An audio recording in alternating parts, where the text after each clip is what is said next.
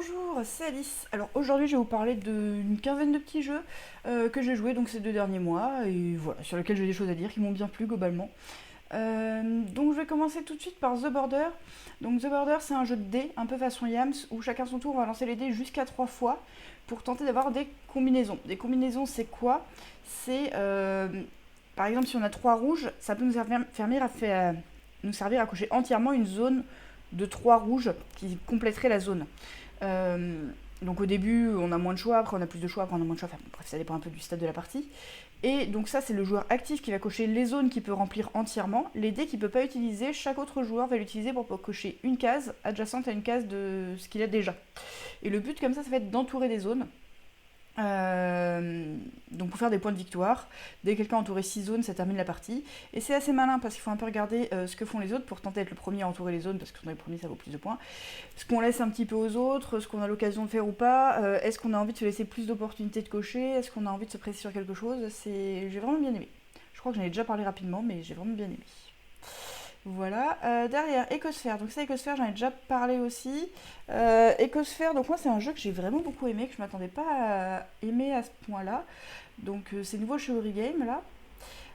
C'est un jeu qui est un peu tout simple. On a des cartes numérotées de 1 à 6. On a des territoires au milieu qui vont de 1 à 6 sur lesquels il y a au moins une carte partout. Là, c'est parce que c'est en cours de tour, ça n'a pas encore été réapprovisionné.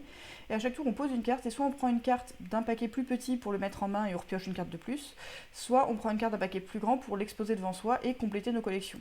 Et la manière de décompter les points est assez cool. Il y a le fait d'avoir une carte de chaque, enfin les lignes de collection différentes et en colonne, les deux plus grosses colonnes qu'on aura nous vaudront autant de fois que le nombre de cartes qu'on a dedans multiplié par l'index de cette carte. Donc c'est la quatrième couleur qu'on a récupérée et qu'il y a 3 cartes dedans, on va faire 4 x 3, 12 points. Les deux combinés font que c'est assez malin, qu'on regarde quand même ce qu'on laisse aux autres vraiment pas mal. Et en plus, ce système de décompte avec des collections différentes, pour avoir une deuxième collection qui compte, il faut vraiment qu'elle parte du début sans trou. Donc l'ordre dans lequel on pose nos cartes va vraiment avoir de l'importance. C'est bien. C'est assez addictif, c'est vraiment très court comme jeu. Et du coup, pour le format, je le trouve vraiment top. On en a fait encore 3 parties hier en moins de 20 minutes, donc c'est bien. Voilà. Oui, je pense que qu'Ecosphère, donc dont je parlais juste avant, a des chances de devenir mon jeu le plus joué de 2022. Bon, parce que les parties sont super courtes, donc on fait 3 parties le temps où on en ferait une demi d'un vrai jeu, même pas.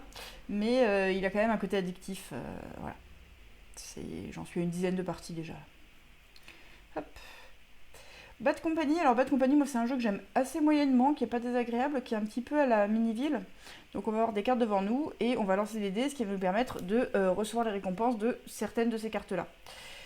Ce qui est assez cool, c'est que on lance 4 dés et on va choisir de faire 2 paires avec. Nous, on va activer chacun des deux bonhommes là et les autres, donc parce qu'il y a un joueur actif, vont activer une des 2 paires.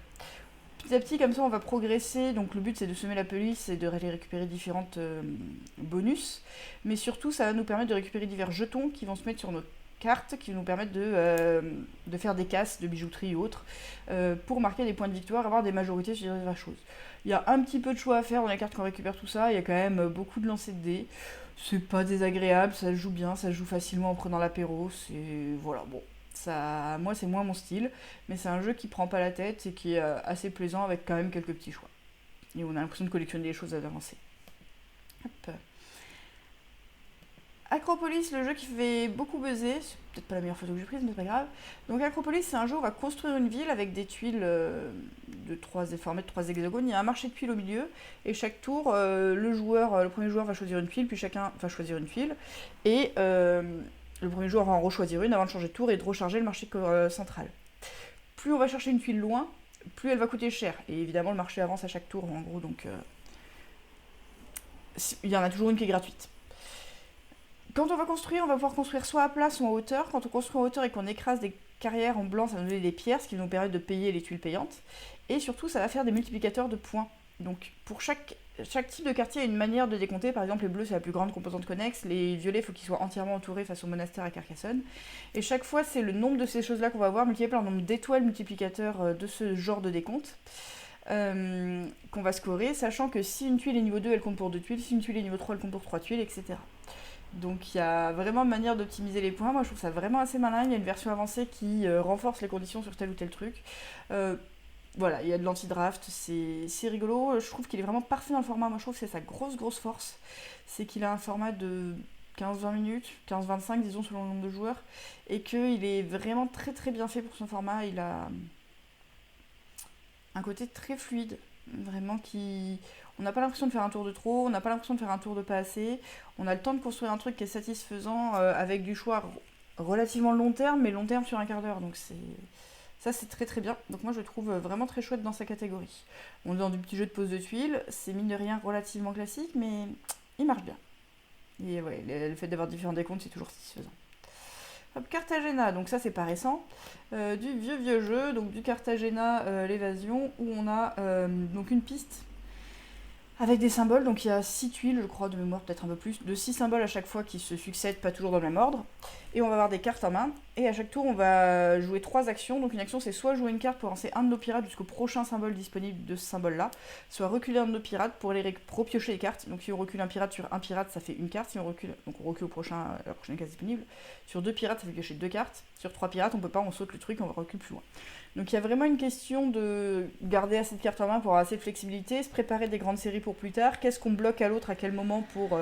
on se crée sa grande série et paf, on lui coupe l'herbe sous le pied pour pas qu'il nous copie. C'est mine de rien assez malin. Et c'est chouette, là je fais jouer 4 des non-joueurs qui n'avaient pas l'habitude des jeux. Moi j'aime bien. Voilà, ça fait partie des jeux que j'aime bien depuis des années, que je ressors de temps en temps. Je crois que c'est la seule, elle met autant, mais j'y prends toujours plaisir. Je trouve ça très malin, très tactique et... On a l'impression de faire des coups où on prépare un peu des choses à l'avance de manière toute petite, il n'y a quasiment pas de règles, et ça j'aime bien. Hop. Copenhague, donc ça je l'ai découvert, c'est un jeu de pose de tuiles, un peu disons façon Tetris, où on a un terrain devant soi, à chaque tour on va soit prendre des cartes, soit jouer des cartes.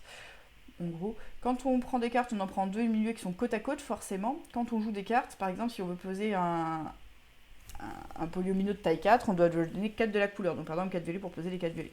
Et on va comme ça les placer chez nous. Il y a des petits objectifs qui vont renforcer un peu certains trucs, mais surtout le but c'est de faire des lignes et des colonnes complètes, sachant qu'il y a des réductions si on construit plusieurs fois de la même couleur côte à côte, mais que du coup on aura un peu épuisé les cartes de la même couleur, et que les tuiles sont en nombreux termes finis. Le jeu est super court, il est plus court que ce qui est indiqué sur la boîte, on a joué en moins de 20 minutes je crois, alors qu'on n'est pas rapide, ça a l'air d'être tout à fait normal comme durée, voire plutôt... Voilà. C'est pas long. Et vraiment, faut aller tout de suite rusher les points. Ça finit quand quelqu'un a 12 points, donc c'est tout petit. Ça marche bien. Ça m'a fait plaisir de le découvrir. Voilà, c'est plus un jeu que ça fait plaisir de découvrir que dont on va faire 150 parties. Hein. Je pense que les parties vont se ressembler à force. On a des petits pouvoirs à activer qui sont un peu variables d'une partie sur l'autre, qu'on va pouvoir récupérer à certaines occasions. Je pense que c'est mineur. Il y a des questions de fenêtres. Quand on a une ligne avec entièrement que des fenêtres, elle vaut le double ou ce genre de choses. Voilà. Hop.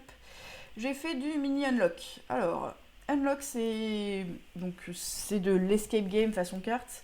Il y en a plein qui sont sortis. Moi j'aime vraiment beaucoup. Donc en gros c'est une succession d'énigmes et un peu d'histoire avec un fil rouge, différents décors, dans lesquels il va falloir relier les éléments entre eux et résoudre des petites astuces. Et il y a pas mal de thinking out of the box, le côté trucs qui prennent à contre-pied et où qui utilise les choses de manière un peu détournée, qui nous fait voir, ça joue pas mal avec la 4ème mur, donc globalement j'aime beaucoup.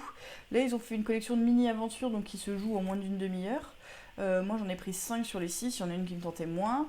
J'en ai joué 4 pour le moment, 3 en solo et une avec un joueur qui avait jamais fait d'unlock, donc ça c'était très cool de lui faire découvrir parce qu'il était assez enthousiaste en mode non vas-y c'est ça, oh vas-y c'est fou ça tue, et pas l'habitude des énigmes, pas l'habitude de ce genre de truc, du coup c'était drôle de constater ce regard d'enfant par rapport à ce genre de jeu où moi j'ai l'habitude, donc ça m'a fait vraiment extrêmement plaisir. Et même en dehors de ça les autres moi je les ai trouvés vraiment pas mal. Alors dans la mesure où en fait moi j'en espérais pas grand chose, je me suis dit que ça allait être vraiment une version dégradée un peu qui tombe à plat. Je trouve que dans ce que j'ai fait, l'histoire se tient. Il y a une cohérence. Alors on parle que d'un seul arc narratif, du coup ça part pas dans tous les sens. Il n'y a pas tellement d'évolution de la situation si ouf que ça. Mais ça forme à chaque fois un tout cohérent à la fois point de vue des énigmes, point de vue de l'histoire, point de vue des rebondissements. Il y a quelque chose qui se tient, qui crée un univers. Donc ça c'est plutôt chouette. Il y en a aucun que j'ai trouvé exceptionnel, j'ai vraiment préféré le vol de l'ange, mais après c'est celui qu'on a fait à deux, donc ça joue aussi parce qu'en solo c'est toujours moins sympa. Et voilà, donc pour moi ça vaut le coup. C'est un format qui est vraiment très facile à sortir et je pense que pour faire découvrir c'est très chouette parce que c'est 20 minutes, une demi-heure, donc ça prend pas non plus un engagement fou. Voilà, peut-être un petit peu plus, mais voilà. Donc c'était bien plaisant de jouer à ça. Le panique en cuisine m'a donné envie de cuisiner moi-même, donc ceux qui l'auront fait comprendront. Bon, on se spoil pas beaucoup en disant qu'il y a une partie un peu recette dedans, mais du coup ça m'a donné envie de cuisiner le lendemain matin. J'avais fait un mur d'Adrien juste la veille qui était encore sur la table. Donc je vous inclus la photo de mon petit déj. Hop. Nessos. Nessos, c'est un jeu de bluff qui est pas forcément super connu, donc des minigames chez Yellow, qui est vraiment malin. C'est un jeu de bluff un peu façon Skull and Roses. Moi j'aime pas Skull and Roses, je crois que ça s'appelle Skull. Et là je le trouve vraiment pas mal. On a des cartes en fait en main qui vont être numérotées de 1 à 10 de mémoire. Le but c'est d'être le premier à avoir, on va dire, 30 points à exposer devant soi. Et pour ça, à chaque tour, on va prendre notre main, on va choisir une carte, on va la donner à quelqu'un, on va dire ça c'est un 4. Et donc soit il va l'accepter et poser la carte devant lui, soit il va la refuser et nous la redonner et donc ça nous de la poser devant nous, soit il va la prendre en main et dire j'en rajoute une, et il regarde ce que c'est, il en rajoute une autre, et puis il dit à quelqu'un bah ça c'est un 4 et un 6, et l'autre doit accepter ou pas. Le truc c'est qu'on peut... Le bluff est assez limité. On peut pas dire que c'est un numéro que c'est pas. Le seul truc qu'on peut dire c'est que c'est un 4 alors que c'est un poison. Donc il y a des poisons dans le lot. Et si on a 3 poisons, on a perdu le jeu. Donc il y a une tentative d'éliminer quelqu'un qui va avoir des points, de bluffer au moment opportun, de jouer des petites valeurs ou pas. Voilà, ça, il y a vraiment des... C'est pas si bête que ça, surtout qu'il y a des cartes qui sont visibles sur la table sur qu'est-ce qui se passe à quel endroit, et dans le pur jeu de bluff de est-ce que tu me dis la vérité, et dans quel intérêt tu aurais eu intérêt à faire quoi, et en vrai je sais pas, de guessing il est...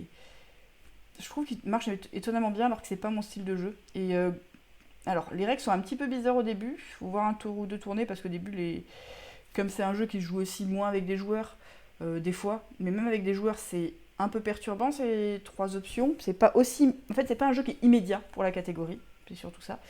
Mais dès qu'on rentre dedans, moi je trouve que c'est un jeu qui marche vachement bien et que j'ai vu vachement bien tourner autour de moi.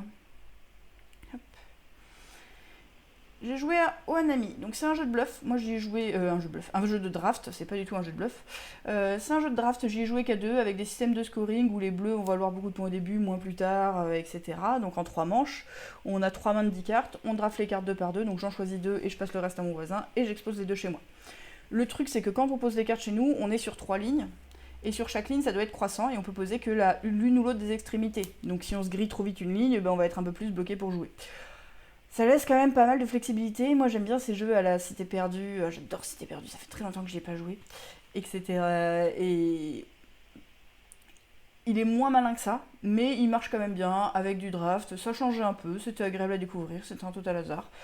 Je pourrais en refaire, voilà, j'en ai fait 2 ou 3 là parce que il était sous la main et que les gens connaissaient pas.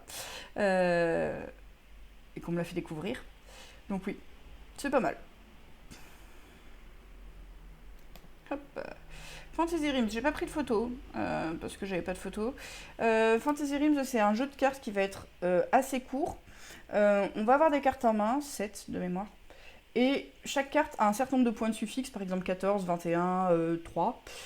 Et un pouvoir qui va rajouter ou enlever des points en fonction des autres cartes qu'on a dans notre main. Et donc on essaye d'avoir un tout cohérent pour faire un maximum comboter entre eux. Et pour ça c'est tout simple, à son tour de jeu, on pioche une carte, soit du dessus de la pioche, soit de la défausse, on la met dans notre main et on en redéfausse une, dans la défausse face visible. Dès qu'il y a 10 cartes dans la défausse face visible, le jeu s'arrête. Donc c'est pas forcément 10 tours de jeu, parce que quand on reprend la défausse, on en enlève et on en remet une. Mais ça va assez vite, c'est du pur combo de points. Il y a un côté vraiment rigolo à construire ces combos qui marchent vachement bien, tous. Donc sur les paris à faire, il y a toujours une dose de paris sur lequel il y a un enjeu. Donc ça, c'est bien fichu pour ça, avec plusieurs possibilités. Il y a évidemment une grosse part de hasard sur ce qui va sortir ou pas, mais voilà, il y a de la prise de risque, disons, en relative connaissance de cause. Plus on connaît les cartes, plus on est en connaissance de cause. C'est pas idiot, en tout cas, et c'est un tout petit format qui marche bien dans ce format. Il y a Red Rising qui marche un peu sur le même format en plus gros, auquel je trouve des défauts. Il a un principe qui est vraiment sympa, mais il a des défauts aussi. Mais bon, là, j'y ai pas joué. Ouais. Je vais pas parler de Red Rising maintenant. Hop. Monopoly Deal. Alors moi j'avais envie de l'essayer, c'est genre Monopoly version carte, mais à ce qui paraît c'était pas si mal que ça. Oui, bon, moi j'y ai joué, c'est pas extrêmement désagréable, ça a l'avantage d'être rapide, mais en gros on a nos cartes, il y a des trucs qui valent de l'argent direct, il y a des trucs qui nous permettent d'avoir des propriétés, le but je crois que c'est d'avoir 3 lots de propriétés complètes. Et à chaque tour, on va devoir jouer 3 cartes. Et il y a des cartes actions qui font un peu tout le jeu. Et c'est beaucoup du pendant ta gueule. Donc c'est plutôt rigolo avec du pendant ta gueule où on se laisse vraiment porter par les cartes. Il va se passer des choses, de temps en temps on va gagner des loyers. Mais on contrôle pas trop non plus quand est-ce qu'on gagne les loyers. Ça, ouais, c'est rapide, c'est facile. Et c'est pas formidablement intéressant. J'ai fait du Pearls, alors ça je connaissais pas du tout. C'est un espèce de Jaipur en plus facile. Alors moi je préfère Jaipur, très honnêtement. Là on l'a joué à 2, ça marche bien à 2. Je pense qu'à plus ça marche aussi parce que pour le coup il est adaptable à 4.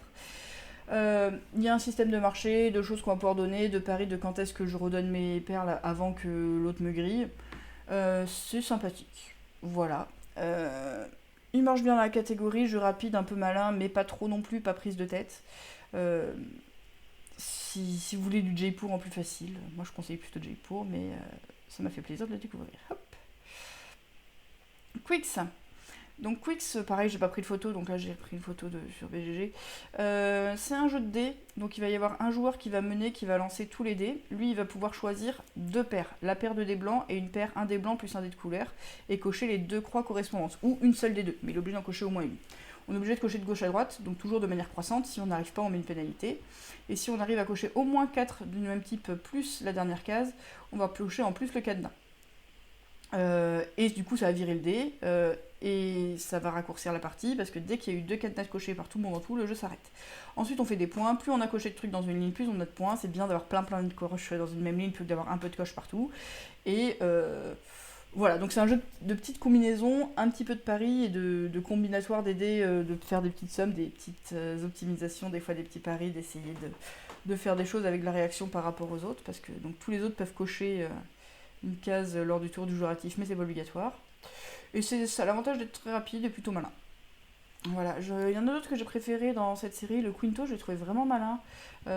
Après, il est plus dur à expliquer, il est plus dur à sortir. Là, pareil, je joue avec des jeux qui étaient non-joueurs.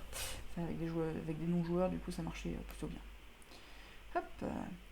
Et enfin, je crois que c'est le dernier dont je vais parler. Il y avait Shanghaian qu'on m'a fait découvrir, que j'ai trouvé vraiment très malin.